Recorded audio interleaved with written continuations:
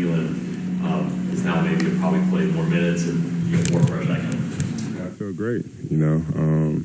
Fortunately, I made it through another season without really any serious injury. Body feels great, mind feels great. Like I've been saying, since I've been here, Bud's done a great job of just making sure guys are healthy, guys are in shape, guys are as fresh as they can be when it comes to this time of the season.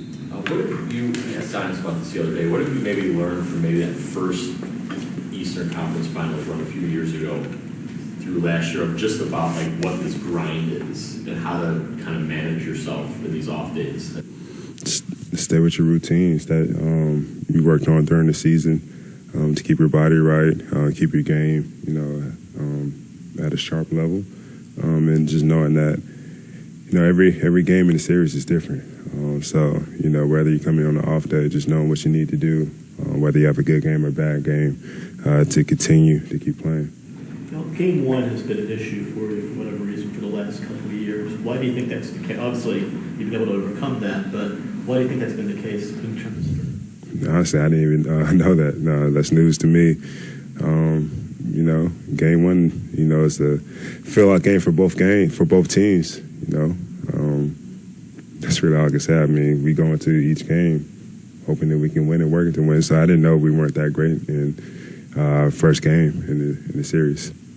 Kris Middleton has said that game one is a feel-out game, like you just said. Can you dive deeper into that? What does it tell you about a series? Just, the style of play for the most part. Coverages change a lot through a series or in a game, but you kind of get a hand at, what they're trying to do with you as a team and you individually. So that's why I say most times it's a feel-out game. And the same thing for us, where you want to see what you can do to affect the other guys out there on the opposite side. So, yeah.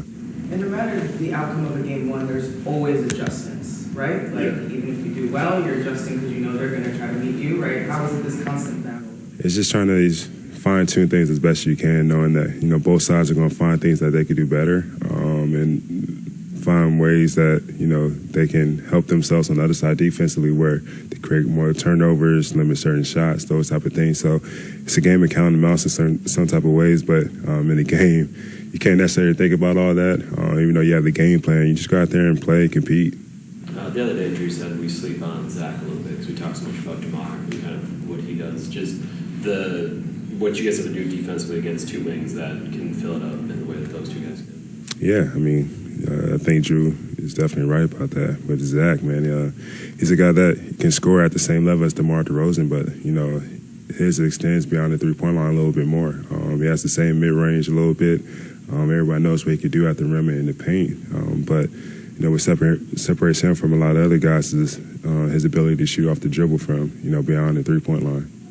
What does it mean for you to have Wesley around and maybe not need to spend as much time on DeMar? Drew's like, hey, maybe I can avoid that for, most of the game and then the fourth quarter do it a little bit more. Like, what can that mean for you as a series kind of unfolds? Just keeping a fresh body on a great score. I mean, we all know what Wes does as far as he works his guys, and he's working. But it also allows us to, not really necessarily kill ourselves bumping and grinding like Wes does, and then we're able to switch onto different guys and have a fresh body, fresh look while Wes is trying to, wear that guy down a little bit. So we love what Wes does. He's so unselfish. I mean, he knows that he's in there for his defense. He's going to, get his shots, spread the floor a little bit for us, but he takes pride in that end of, making it tough as he can for his opponents.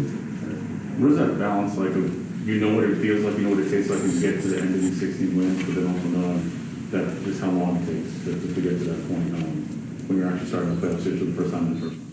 You just got to take it step by step. Day by day you can, look ahead to even the next game, the next series, whatever it is, you have to focus on that possession at a time because that's the only thing that matters in order to get to that next game, to that next series.